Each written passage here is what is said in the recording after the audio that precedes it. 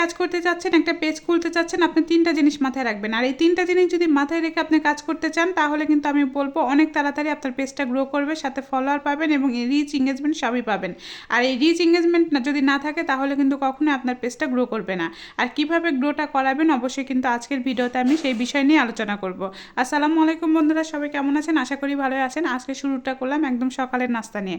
আর সকালের নাস্তাতে আমি কখনোই কিন্তু ভিডিওর সামনে নিয়ে আসি না, বা কখনো কিন্তু করাও হয় না তেমন একটা, কারণ আমার বাসায় কিন্তু সকালবেলা তেমন একটা কেউ খায় না। তো যাই হোক, আজকে সকালবেলা কিন্তু বাসায় কিছু নাস্তা বানিয়ে রাখবো, আর সাথে কিন্তু কয়েকদিনের জন্যই কিন্তু বানিয়ে রাখি। হয়তো বা আজকে রান্না করব, আবার 2-3 দিন কিন্তু আর করব না।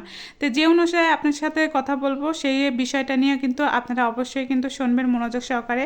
আর এই বিষয়টা যদি আপনাদের ভালো লাগে তাহলে লাইক কমেন্ট করে অবশ্যই শেয়ার করে পাশে থাকবেন। তো যে কথাটা আমি বলছিলাম যে একটা ফেসবুক পেজ খুলতে চাচ্ছেন বা খুলবেন মনে করেছেন বা খুলে ফেলেছেনই, তাদেরকে একটা কথা বলি, আপনারা কিন্তু একটা পেজ গ্রো করতে চাচ্ছেন, আর পেজটা গ্রো করা কিন্তু সবচেয়ে জরুরি।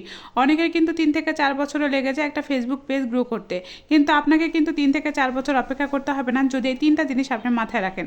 প্রথম কথা, আপনাকে ধৈর্য রাখতে হবে। দ্বিতীয় কথা, আপনাকে পরিশ্রম করতে হবে। তৃতীয় কথা, আপনি যে আপনার সামনে যে এটা ভিডিওগুলো আসবে সেই ভিডিওগুলো কিন্তু আপনাকে কমেন্ট করতে হবে।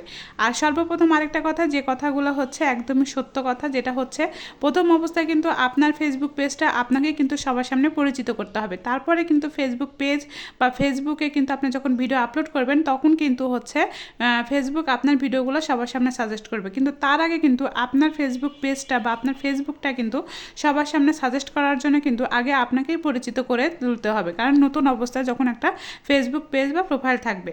তাই আমি এই জন্য বললাম, আপনার প্রথম অবস্থায় কিন্তু আপনাকে ধৈর্য রাখতে হবে, আর মাথায় রাখতে হবে যে এখান থেকে আমার কাজ করতে হবে, আমাকে সফল হতে হবে, আমি ধৈর্য সহকারে এখানে কাজ করতে হবে, আমাকে কিন্তু এখানে হাল ছাড়লে চলবে না। তাহলে কিন্তু আপনাকে এখানে হাল ছাড়লে আপনি কখনো এখানে ইনকাম করতে পারবেন না, বা আপনার কাজের যে ধৈর্যটা আছে সেটা আসবে না, কারণ নতুন অবস্থায় কিন্তু কখনোই আপনার ভিডিওতে তেমন একটা ভিউজ আসবে না। দ্বিতীয়ত, আপনাকে কিন্তু একটা কথা মাথায় রাখতে হবে, আপনার সামনে যে ভিডিওগুলো ফেসবুক দেয় আপনাকে মনে করতে হবে এই ফেসবুকগুলো কিন্তু আমার সামনে ভিডিওগুলো দিয়েছে, এখন কিন্তু সেই ভিডিওগুলো আমাকে দেখতে হবে। অবশ্যই সেখানে একটা গঠনমূলক কমেন্ট করতে হবে, কিন্তু আপনি যেন তেন একটা কমেন্ট করে ফেলছেন, এটা কিন্তু কখনো গঠনমূলক কমেন্ট হয় না। গঠনমূলক কমেন্ট বলতে গেলে যেটা আপনি ভিডিওতে আমি কি রান্না করছি, ভিডিওতে কি আমি বলেছি, সেই অনুযায়ী কিন্তু আপনাকে একটা কমেন্ট করে যেতে হবে। আপনি যদি এই বিষয়গুলো মাথায় রাখতে পারেন, আপনি যদি ধৈর্য সহকারে অন্যের ভিডিওগুলো দেখতে পারেন, ধৈর্য সহকারে যদি নিজে ভিডিও আপলোড করতে পারেন, এবং আপনি যদি ধৈর্য সহকারে এখানে পরিশ্রম করতে পারেন, তাহলে আমি বলবো যে আপনার কিন্তু অনেক বেশি সময় বা লং সময় লাগবে না আপনাকে এখানে পরিশ্রম করে সফল হতে।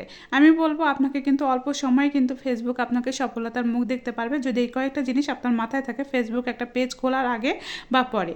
আপনি নতুন অবস্থায় কিন্তু আপনাকে এই চিন্তাধারা নিয়ে কিন্তু কাজ করতে হবে। কিন্তু যদি আপনি আগেই মনে করেন আপনি এখান থেকে আর্নিং করবেন, এখান থেকে আমি এটা করবো, ওইটা করবো, এখান থেকে আমি অনেক কিছু করতে পারবো, তাহলে কিন্তু এই ফেসবুক পেজটা আপনার জন্য না। আশা করি আমার কথাটা আপনারা বুঝতে পেরেছেন। ভালো থাকবেন সবাই।